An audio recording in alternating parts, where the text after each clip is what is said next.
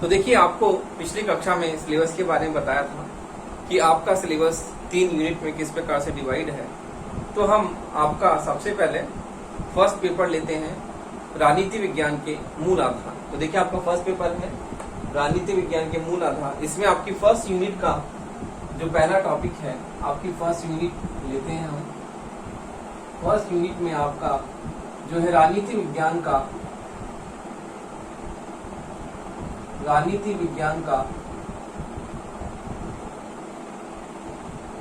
परंपरागत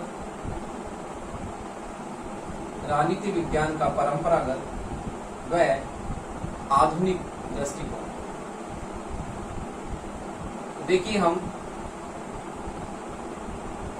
आपके first unit का जो पहला टॉपिक है वो लेते हैं राजनीति विज्ञान का परंपरागत व आधुनिक दृष्टिकोण।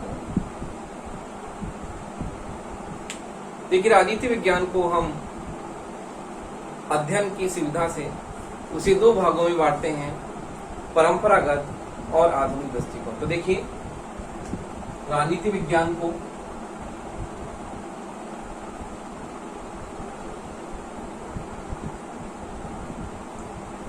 हमने 2 भागों में बांटा।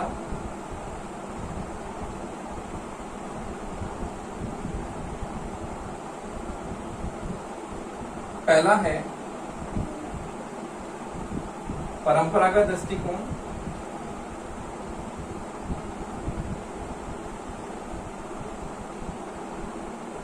और दूसरा है आधुनिक दृष्टिकोण।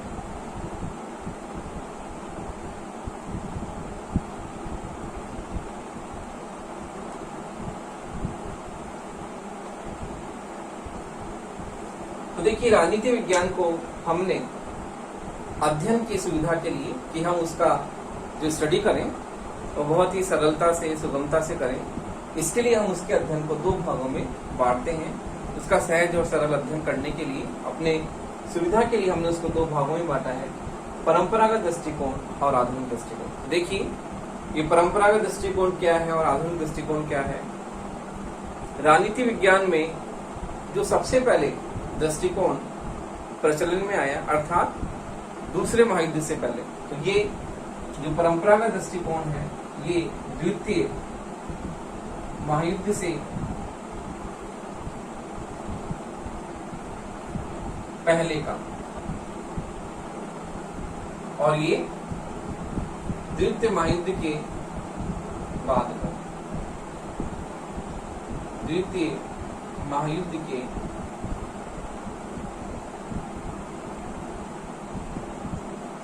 बाद। देखिए, परंपरागत दृष्टिकोण हम दूसरे महायुद्ध से पहले पाश्चात्य चिंतन में हम 6ठी शताब्दी से लेकर और दूसरे महायुद्ध तक, अर्थात 1945 तक हम परंपरागत दृष्टिकोण को मानते हैं। और दूसरे महायुद्ध के बाद में 1945 में सेकेंड वर्ल्ड वॉर खत्म हो गया, तो उसके बाद में जो राजनीति विज्ञान का अध्ययन हुआ उसे हम आधुनिक दृष्टिकोण के रूप में पहचानते थे। देखिए, इस प्रकार से राजनीति विज्ञान अध्ययन के लिए इसका हम 2 भागों में इसे बांटते हैं। पहला है परंपरागत दृष्टिकोण, दूसरा है आधुनिक दृष्टिकोण। देखिए, सबसे पहले हम पढ़ेंगे परंपरागत दृष्टिकोण के बारे में कि परंपरागत दृष्टिकोण क्या है। देखिए, पहले हम लेते हैं परंपरागत दृष्टिकोण।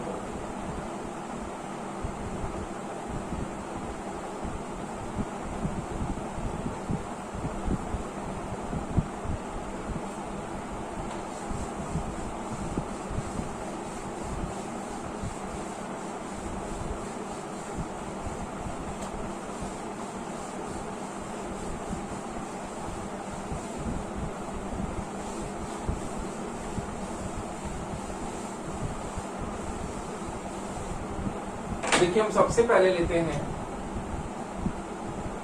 परंपरागत राजनीति विज्ञान का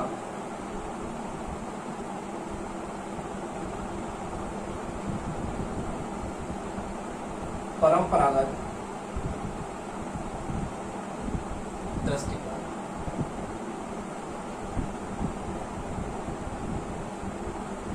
देखिए, दूसरे महायुद्ध से पहले जो राजनीति विज्ञान का अध्ययन हम करते हैं उसे हम परंपरागत दृष्टिकोण के रूप में पहचानते हैं कि वो राजनीति विज्ञान का परंपरागत रूप से उसका अध्ययन करता है। इसे हम आदर्शात्मक, मानपरात्मक और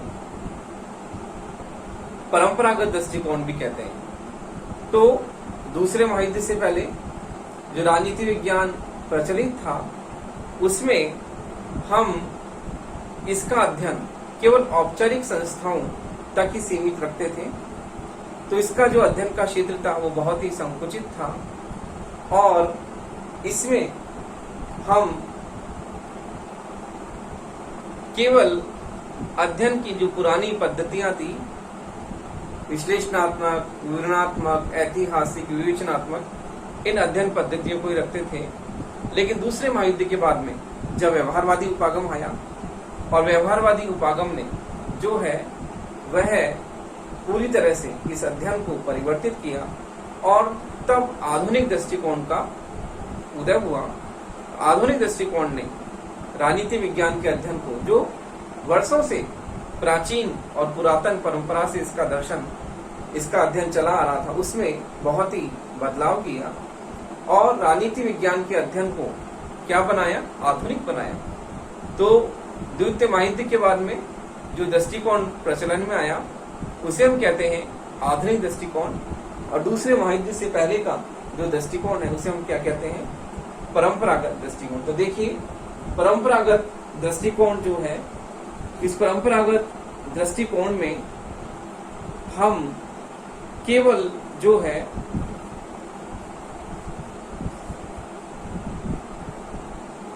राज्य सरकार, इनका अध्ययन मानते हैं कि ये केवल औपचारिक संस्थाओं तक ही सीमित था और इसमें केवल जो औपचारिक संस्थाएं हैं उन्हीं का अध्ययन इसमें शामिल था। तो देखिए, हम परंपरागत दृष्टिकोण में केवल औपचारिक संस्थाओं की बात ही करते हैं।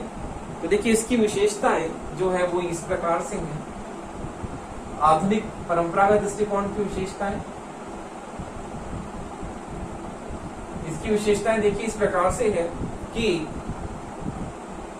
दर्शन शास्त्र से प्रभावित अध्ययन, दर्शन शास्त्र से प्रभावित अध्ययन,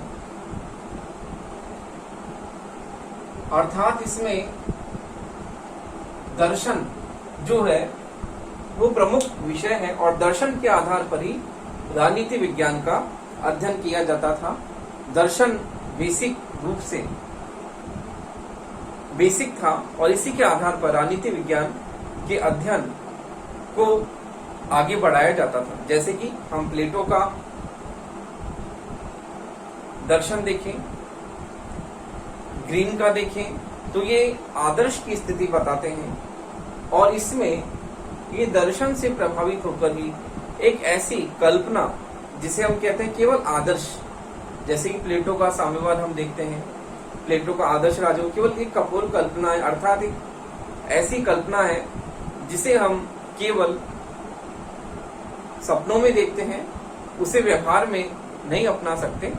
सिद्धांत रूप में तो बहुत ही अच्छी लगती है। आदर्श एक चरम स्थिति, एक परम स्थिति कि राज्य ऐसा होना चाहिए, राज्य में किस प्रकार से शासक होना चाहिए, सैनिक किस प्रकार के होने चाहिए, उत्पादक वर्ग में कौन कौन लोग होने चाहिए, न्याय व्यवस्था कैसी होनी चाहिए।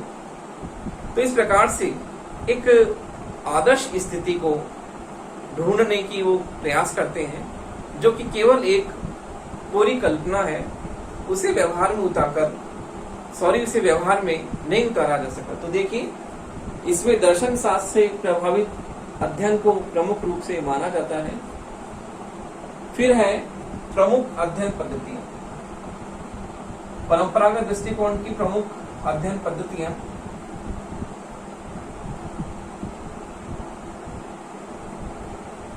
प्रमुख अध्ययन पद्धतियां ऐतिहासिक,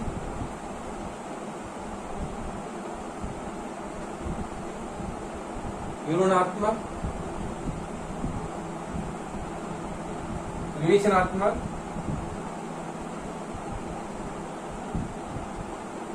तथा विश्लेषणात्मक।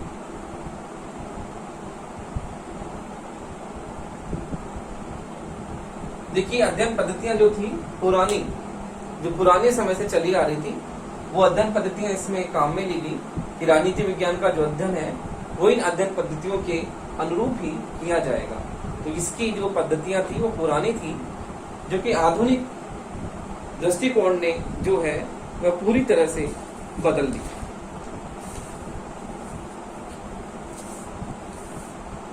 फिर देखिए, इसमें मूल्य प्रधान अध्ययन, मूल्य प्रधान अध्ययन अर्थात इसमें मूल्यों को प्रमुखता दी गई।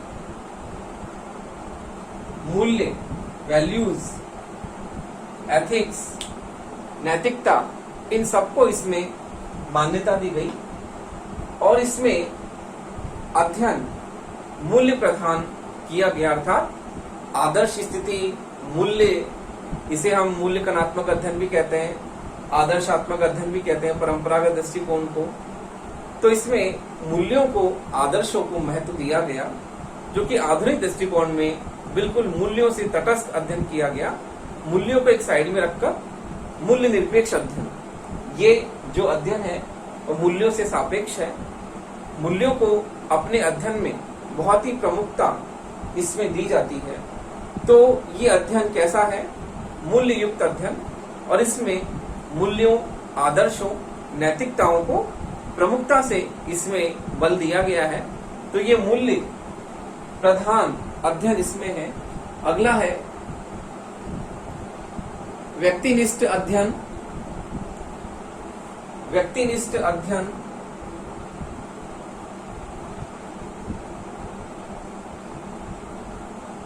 व्यक्तिनिष्ठ अध्ययन व्यक्ति के चारों इर्द गिर्द, व्यक्ति को केंद्र में रखकर उसके चारों ओर इसमें अध्ययन की बात की जाती है।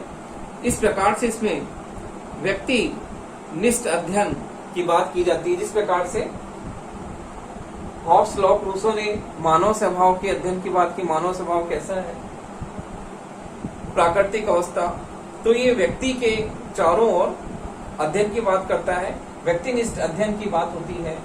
अगला है अध्ययन में निरंतरता। इसकी अगली विशेषता है अध्ययन में निरंतरता पर बल देता है। निरंतर अध्ययन होना चाहिए, लगातार। अगला है संकुचित दृष्टिकोण।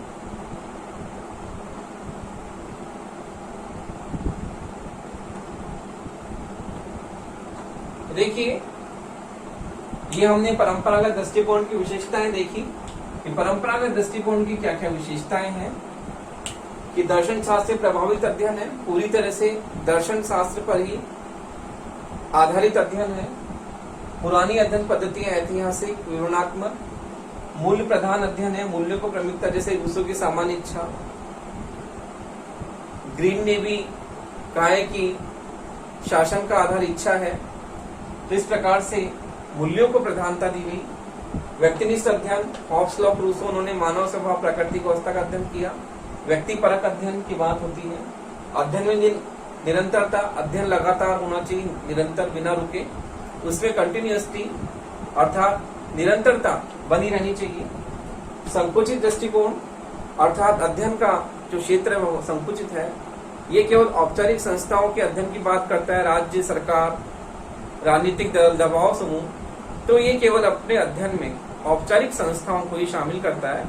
इसलिए अध्ययन कैसा है, अध्ययन का दृष्टिकोण कैसा है, संकुचित दृष्टिकोण है। तो देखिए, इस प्रकार राजनीति विज्ञान का जो परंपरागत दृष्टिकोण है वो केवल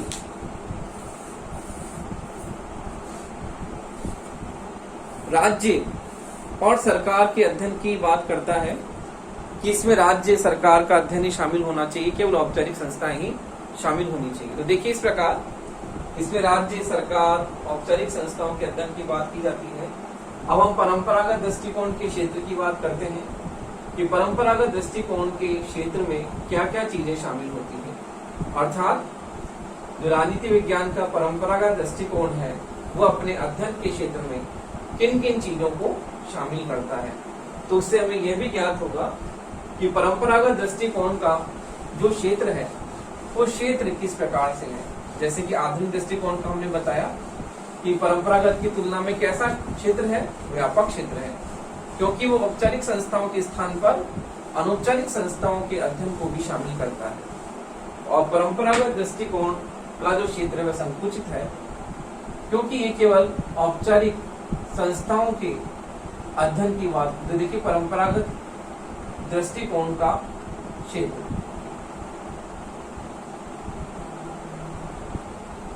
परंपरागत दृष्टिकोण का क्षेत्र देखिए, परंपरागत दृष्टिकोण के क्षेत्र में क्या क्या चीजें आती है। अर्थात राजनीति विज्ञान का जो अध्ययन का दृष्टिकोण है इसमें हम किन किन चीजों को शामिल करते हैं। तो देखिए पहला है इसमें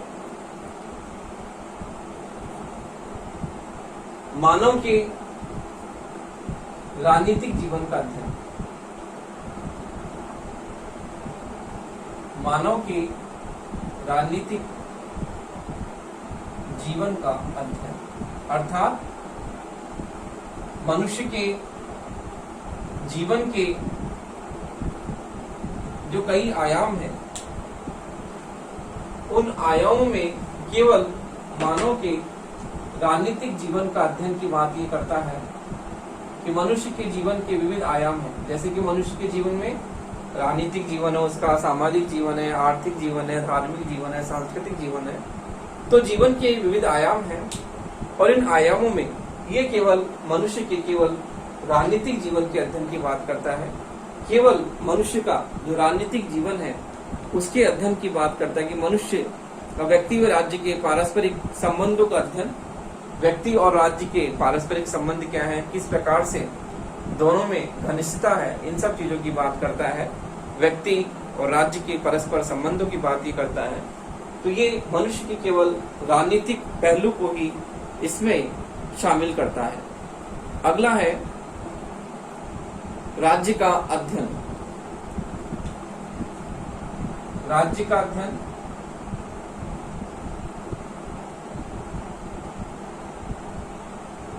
इसमें ये राज्य के अध्ययन को अपने अध्ययन के क्षेत्र में शामिल करता है कि राज्य का अध्ययन अर्थात राज्य कैसा है और राज्य पूर्व में कैसा रहा है, राज्य कैसा होना चाहिए। तो देखिए राज्य कैसा रहा है पूर्व में अतीत की बात, राज्य कैसा है वर्तमान की बात, और राज्य कैसा होना चाहिए भविष्य की बात। तो ये राज्य के भूत, भविष्य, वर्तमान तीनों को शामिल करता है कि राज्य का अतीत में किस प्रकार से राज्य रहा है, उसका अध्ययन कैसा रहा है, अर्थात प्राचीन समय में राज्य का स्वरूप कैसा था उसका अध्ययन, राज्य कैसा है अर्थात वर्तमान में राज्य का स्वरूप किस प्रकार से है उसका अध्ययन, और राज्य कैसा होना चाहिए अर्थात भविष्य में राज्य का जो स्वरूप किस प्रकार से होना चाहिए, उसमें क्या क्या बदलाव, परिवर्तन समय के अनुसार होने चाहिए, उन सब चीजों को ये क्या करता है अपने अध्ययन में शामिल करता है। तो इसलिए राज्य का अध्ययन भी इसमें शामिल है। अगला है सरकार का अध्ययन, अगला है सरकार का अध्ययन। तो देखिए परंपरागत दृष्टिकोण के क्षेत्र में ये सरकार के अध्ययन की बात करता है कि परंपरागत दृष्टिकोण के क्षेत्र में सरकार का अध्ययन जो है शामिल होना चाहिए। सरकार किस प्रकार से अपना कार्य करती है, शासन का स्वरूप कैसा है, संसदीय है या निरंकुश है, लोकतांत्रिक है, शासन के प्रकार किस प्रकार से, इन सब चीजों की बात करता है, ये अपने अध्ययन में शामिल करता है कि सरकार का अध्ययन अर्थात सरकार का स्वरूप जो है वह किस प्रकार से है, और इसके साथ ही जो सरकार के तीनों अंग हैं कार्यपालिका, व्यवस्थापिका, न्यायपालिका, इन शासन के तीनों अंगों का तुलनात्मक अध्ययन भी करता है कि शासन के जो 3 अंग है, इन तीनों अंगों में किस प्रकार से पारस्परिक संबंध है, किस प्रकार से ये तीनों अपने अलग अलग क्षेत्र में कार्य करते हुए भी एक दूसरे के साथ सामंजस्य और समन्वय के साथ कार्य करते हैं। तो ये सरकार के अध्ययन की बात करता है। अगला है स्थानीय एवं राष्ट्रीय समस्याओं का अध्ययन। तो देखिए अगला है स्थानीय एवं राष्ट्रीय समस्याओं का अध्ययन। स्थानीय एवं राष्ट्रीय समस्याओं का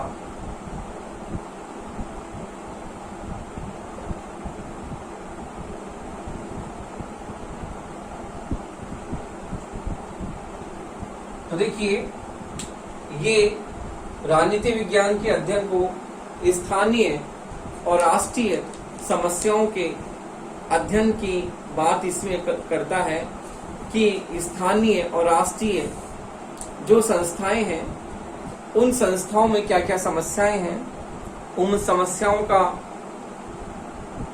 पहले तो उन समस्याओं को देखता है कि स्थानीय स्तर पर और राष्ट्रीय स्तर पर क्या क्या महत्वपूर्ण समस्याएं हैं, और समस्याओं को शॉर्टलिस्ट करने के बाद में उनके समाधान की बात करता है कि इन समस्याओं को किस प्रकार से सुलझाया जा सकता है, इनका निपटारा किस प्रकार से किया जा सकता है, और इस प्रकार राष्ट्रीय और अंतर्राष्ट्रीय मार्ग में जो रुकावटें हैं, एकता और अखंडता के मार्ग में जो रुकावटें, बाधाएं हैं, उनका निराकरण भी करें कि राष्ट्रीय एकीकरण के मार्ग में जो होने वाली जैसे क्षेत्रवाद, भाषावाद, संप्रदायवाद, किस प्रकार से ये समस्याएं राष्ट्रीयता को खंडित करती हैं और एकीकरण के मार्ग में सबसे बड़ी बाधा है। तो इन समस्याओं को देखना और इनसे फिर इनके उपाय ढूंढना। तो इस प्रकार स्थानीय और राष्ट्रीय समस्याओं के अध्ययन की बात करता है। फिर है राजनीति के अंतर्राष्ट्रीय पक्ष का अध्ययन। राजनीति के अंतर्राष्ट्रीय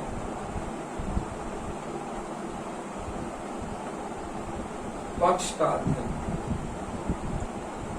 देखिए राजनीति के अंतर्राष्ट्रीय पक्ष का अध्ययन भी इसमें शामिल है कि राजनीति का जो अंतर्राष्ट्रीय पक्ष है, अर्थात राजनीति में अंतर्राष्ट्रीय स्तर पर क्या क्या घटक जो हैं, क्या क्या विशेषताएं नई नई आ रही हैं, क्या क्या समस्याएं आ रही हैं अंतर्राष्ट्रीय स्तर पर, जैसे कि विदेश नीति के संबंध में एक देश का दूसरे देश के साथ में किस प्रकार से संबंध है, तो विदेश नीति में अंतर्राष्ट्रीय स्तर पर क्या क्या समस्याएं हैं, इन समस्याओं के बारे में जो है यह उसको शामिल करता है।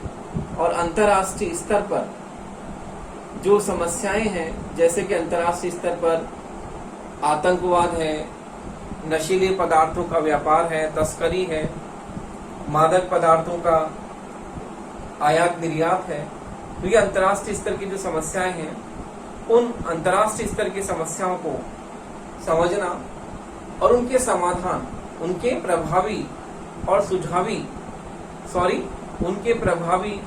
और महत्वपूर्ण सुझाव उन्हें देना, किस प्रकार से इन समस्याओं के समाधान क्या क्या हो सकते हैं।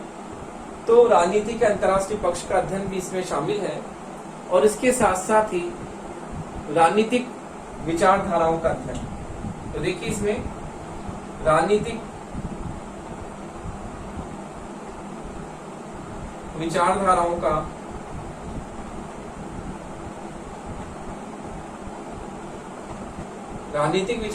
अध्ययन, जैसे कि उदारवाद है, आदर्शवाद है, मार्क्सवाद है, समाजवाद है। तो ये विचारधाराएं जो हैं, इन सबके अध्ययन की बात इसमें की जाती है कि किस प्रकार से इन विचारधाराओं ने राजनीति का आदर्शवादी और यथार्थवादी इन्होंने अध्ययन शुरू किया। तो देखिए राजनीति विज्ञान विचारधाराओं के आधार पर राजनीति विज्ञान को आदर्शवादी अध्ययन के रूप में जाना जाता है। उसी प्रकार से यथार्थवादी अध्ययन के रूप में भी हम उसे देखते हैं कि आदर्शवादी अध्ययन और यथार्थवादी अध्ययन तो विचारधाराओं के रूप में भी हम इसका वर्गीकरण करते हैं। तो राजनीति विज्ञान में फासीवाद है, नारीवाद है, अराजकतावाद है, आदर्शवाद है, समाजवाद है, मार्क्सवाद है, उदारवाद है। तो इन विचारधाराओं का अध्ययन ये अपने क्षेत्र में शामिल करता है कि परंपरागत दृष्टिकोण में इन विचारधाराओं के अध्ययन को भी शामिल किया गया है। अगला है राजनीतिक दलों व दबाव समूहों का अध्ययन। अगला है राजनीतिक दलों व दबाव समूहों का अध्ययन।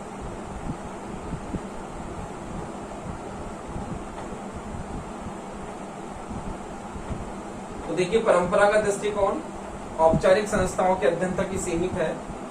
राज्य सरकार, स्थानीय राष्ट्रीय समस्याएं, विचारधाराएं, राजनीतिक दल और दबाव समूह। तो राजनीतिक दल और दबाव समूह के अध्ययन को भी अपने क्षेत्र में शामिल करता है कि जो राजनीतिक दल हैं, जो लोकतंत्र के पहिए जिन्हें कहा जाता है, लोकतंत्र की धुरी जिन्हें कहा जाता है, तो ये लोकतंत्र की जो धुरी है, लोकतंत्र के पहिए हैं, इनमें इनका किस प्रकार से, इनकी क्या विचारधाराएं होती हैं और किस प्रकार से इनका संगठन होता है, किस प्रकार ये सरकार बनाने में अपनी महत्वपूर्ण भूमिका अदा करते हैं। उसी प्रकार से दबाव समूह जो सरकार के बाहर रहकर भी, अर्थात जो जिनका उद्देश्य सरकार प्राप्त करना नहीं है, जिनका उद्देश्य राजनीतिक नहीं है, उनका उद्देश्य आर्थिक है, वो सरकार के बाहर रहकर भी अपनी मांगों को मनवाने के लिए सरकार पर क्या करते हैं, दबाव बनाते हैं और अपने हित में जो राष्ट्रीय नीतियां हैं उन्हें अपने हित में करने की वो सरकार पर दबाव बनाने की पुरजोर कोशिश करते हैं कि किस प्रकार से सरकार पर दबाव बनाकर वो अपनी मांगों को किस प्रकार से पूरी करें। अर्थात उनके आर्थिक हितों की पूर्ति जब ही होगी जब सरकार उनके दबाव में आकर कार्य करे, और किस प्रकार से वो सरकार के बाहर रहकर भी सरकार पर दबाव बनाते हैं और अपनी मांगों को पूरी करते हैं। तो जिस प्रकार से देखिए, राजनीतिक दल और दबाव समूह बहुत ही महत्वपूर्ण भूमिका अदा करते हैं, क्योंकि राजनीतिक दल चुनाव में भाग लेते हैं और चुनाव में भाग लेकर सरकार का निर्माण करते हैं और सरकार का निर्माण कर प्रशासन में अपनी भागीदारी पूरी तरह से निभाते हैं। उसी प्रकार से दबाव समूह सरकार से बाहर रहकर जनमत के निर्माण में, लोकमत के निर्माण में अपनी महत्वपूर्ण भूमिका अदा करते हैं, क्योंकि इनका उद्देश्य सरकार बनाना नहीं होता। राजनीतिक दलों का उद्देश्य सरकार बनाना होता है। ये सरकार निर्वाचन चुनाव होते हैं, चुनावों में भाग लेते हैं, भाग लेकर सरकार बनाते हैं। दबाव समूह सरकार से बाहर रहते हैं और जनमत के निर्माण में अपनी महत्वपूर्ण भूमिका अदा करते हैं और इस प्रकार से अपनी मांगों को ये मनवाते हैं। तो देखिए, इस प्रकार हम राजनीति विज्ञान के परंपरागत दृष्टिकोण का क्षेत्र राज्य सरकार, राजनीतिक दल, दबाव समूह, राजनीतिक विचारधाराएं, इन सब के रूप में करते हैं। तो हम ये देखते हैं कि राजनीतिक दृष्टि से जो परंपरागत दृष्टिकोण है वो केवल औपचारिक संस्थाओं के अध्ययन तक ही सीमित है, जबकि आधुनिक दृष्टिकोण औपचारिक संस्थाओं के साथ साथ अनौपचारिक संस्थाओं, मानव के राजनीतिक व्यवहार और अन्य विचारधारा उसमें शामिल होती है और मनुष्य के राजनीतिक व्यवहार से संबंधित जो अन्य चीजें हैं उन सबको भी इसमें शामिल किया जाता है। अध्ययन की पद्धतियां किस प्रकार से नई होती हैं, अनुभविक होती हैं, वैज्ञानिक होती हैं, तुलनात्मक होती हैं। तो इस प्रकार से हम ये देखते हैं कि जहां आधुनिक दृष्टिकोण राजनीति विज्ञान के क्षेत्र में औपचारिक के साथ साथ अनौपचारिक संस्थाओं के अध्ययन को भी शामिल करता है, वहीं पर राजनीति विज्ञान का जो परंपरागत दृष्टिकोण है ये राजनीति विज्ञान का परंपरागत दृष्टिकोण केवल औपचारिक संस्थाओं के अध्ययन को ही अपने अध्ययन क्षेत्र में शामिल करता है।